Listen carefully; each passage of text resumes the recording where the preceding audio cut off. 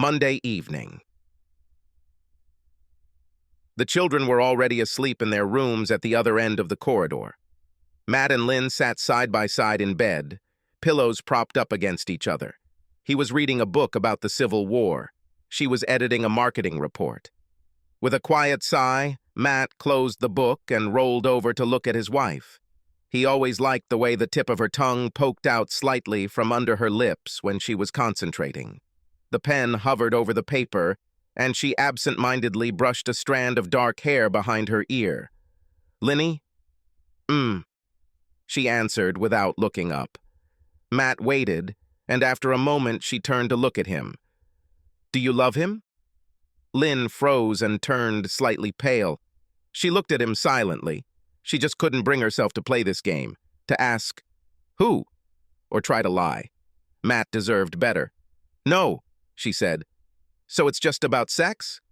"Matt, she began, trying to meet his gaze. Then she looked down at the papers on her lap. "Yes, I think it's all about sex. Flirting, and then sex." "I see," he said. Silence.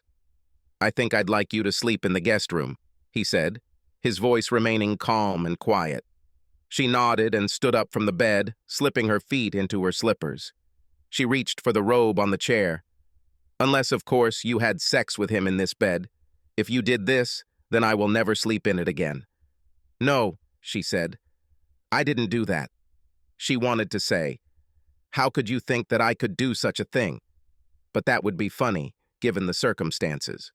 Without another word, Matt turned off the light on the nightstand and lowered his head onto the pillow, turning his back to her. Lynn looked at him for a minute, her face tense with pain. Then she quietly left the room, closing the door behind her. Friday evening. When Matt returned home, the house was full of delicious smells. He hung up his coat, and Lynn came out of the kitchen to greet him with a smile, although she didn't dare come close. She was wearing one of her beautiful aprons that she wore when guests arrived. "Beth and Jason are having dinner at the Frankels. I decided to cook us something delicious today," she said, trying to keep a smile on her face. Matt looked into the dining room. The table was covered with a tablecloth, with their good china and two of their best wine glasses.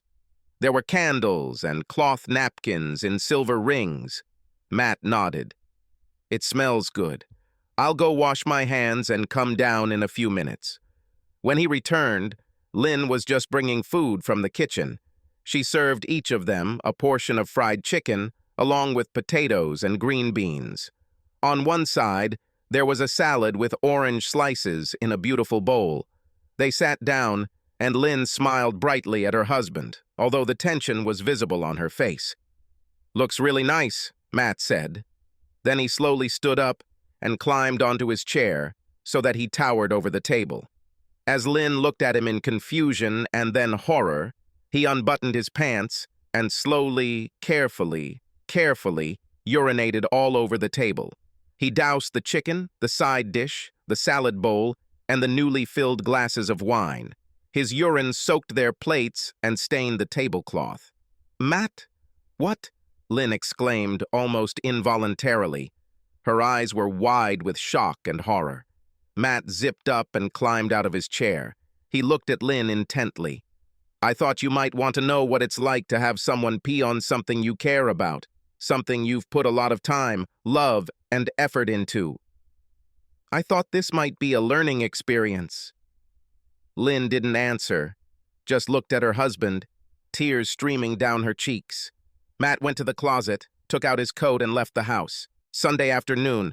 "I asked for a transfer," she said. "About? In a week I will be transferred to the internal marketing department. I wanted this to happen as soon as possible.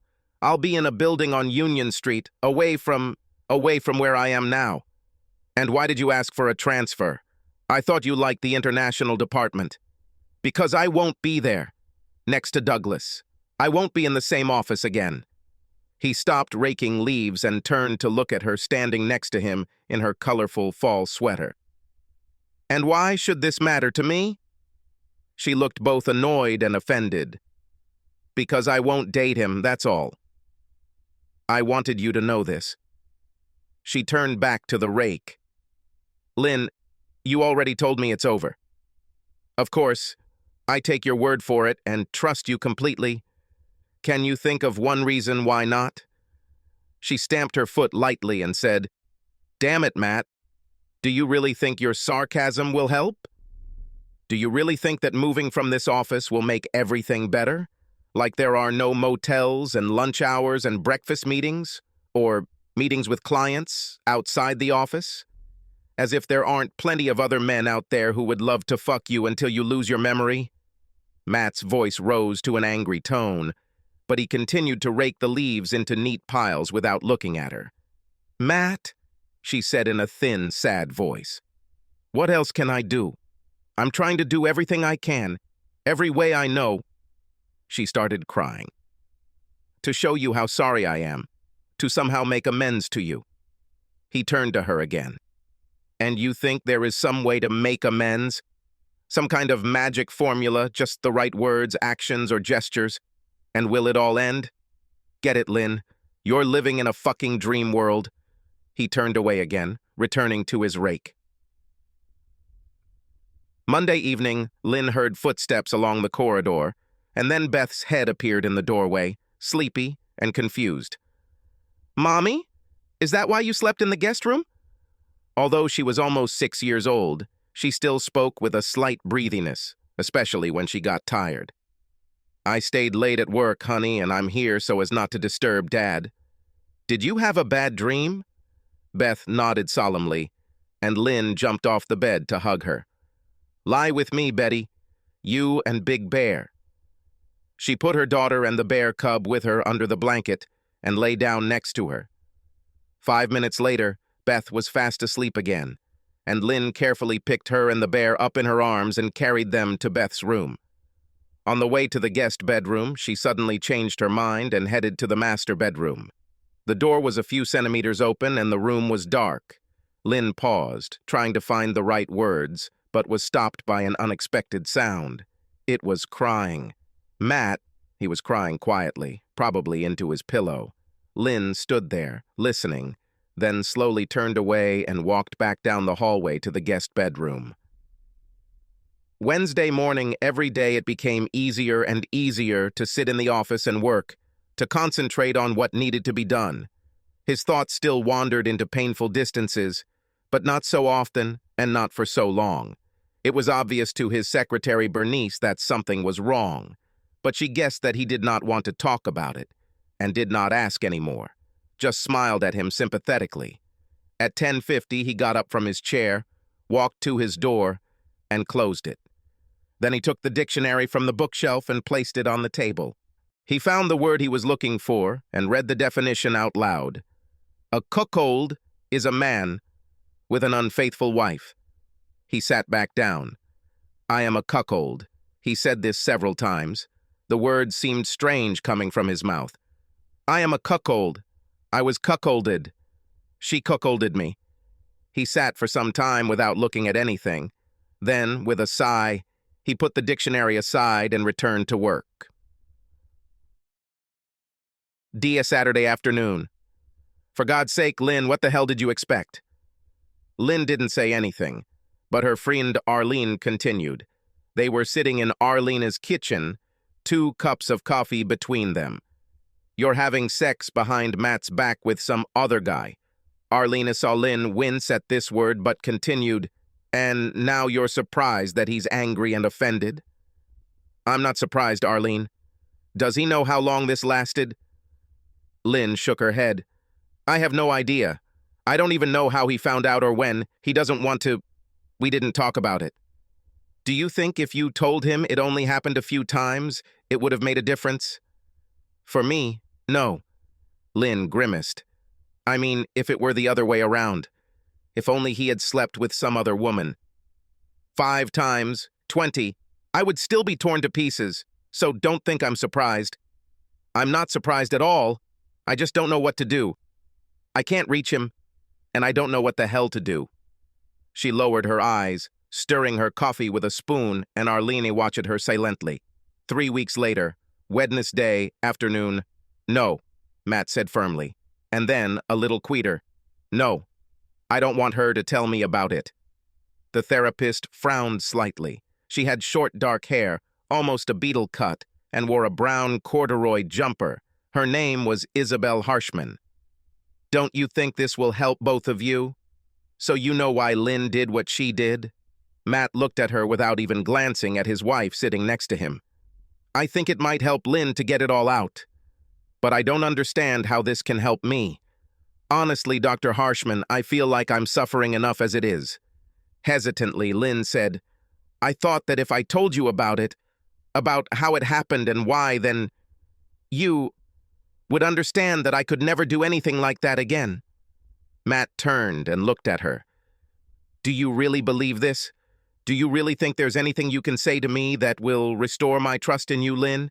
To make me feel like I won't have to worry about you for the rest of my life, wondering when the next time you'll jump into bed with another man? Lynn looked down at her lap. She said very quietly, No, Matt, I don't think there's anything I can say to do that. 2 months later, Thursday evening.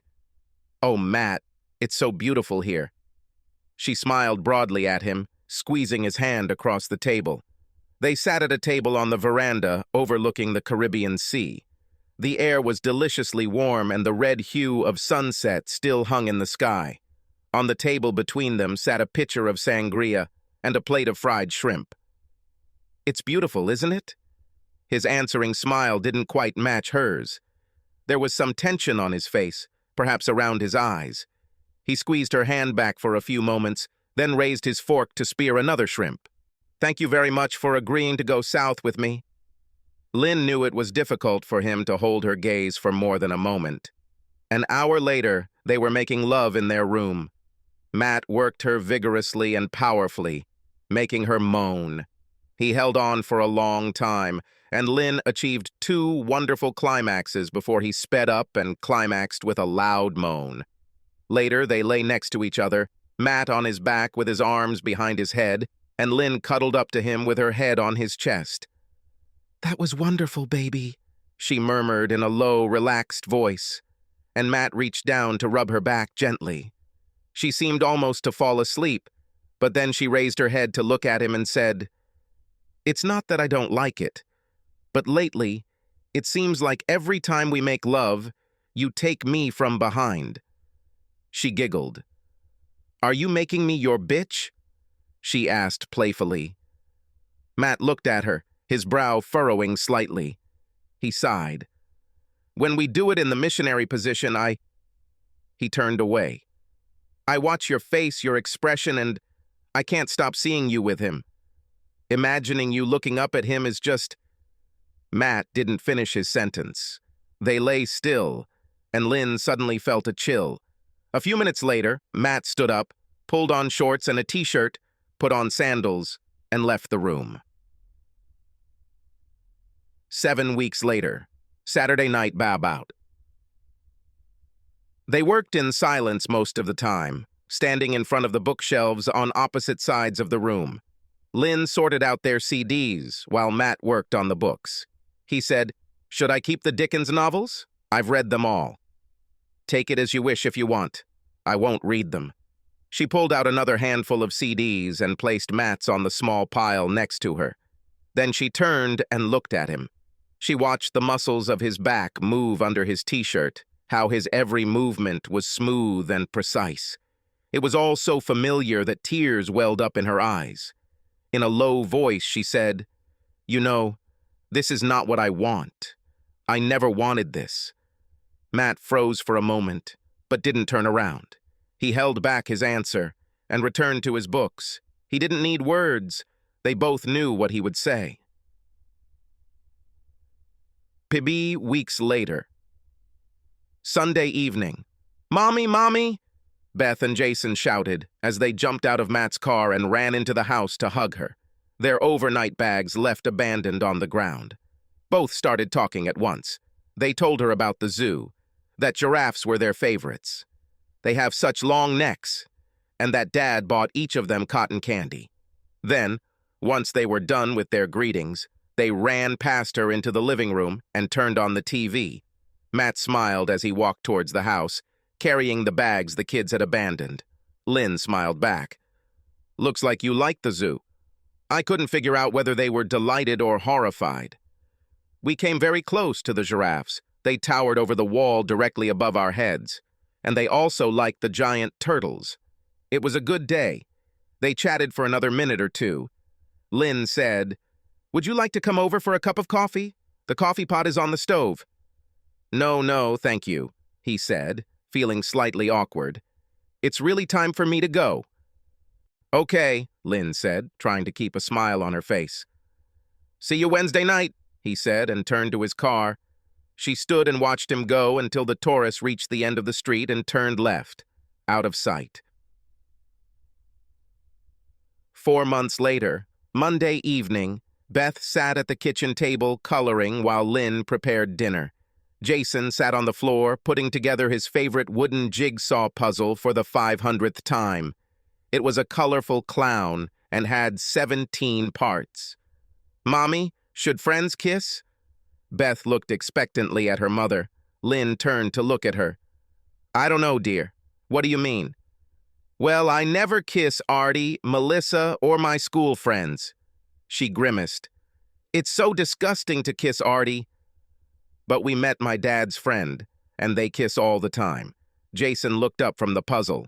"Angela's good," he said. "Yes, she is good. She cooked us hot dogs and macaroni and cheese," Jason interrupted. Then he lost interest in the conversation and returned to his puzzle. "Yes, and she also said that next time we can go for ice cream. But she and Daddy continue to kiss. You know, like you and Daddy always did. Do friends always kiss?" Lynn closed her eyes tightly for a moment. Then she opened them and smiled at Beth. "Well, honey, some friends kiss and some don't. It all depends on the circumstances. But kids your age don't kiss their friends, so you don't have to." "Okay." Beth nodded and went back to her coloring book. She made a duck, although it was very similar to a stegosaurus. "Dinner," Lynn called. "Go wash your hands." When the children returned to the table, she said, "At least 2 pieces of broccoli each. Otherwise, there won't be dessert today." She watched as they put ketchup on their hamburgers and began to eat them. Then she returned to her bedroom and closed the door. She sat down in a chair by the bed, put her face in her hands, and began to cry.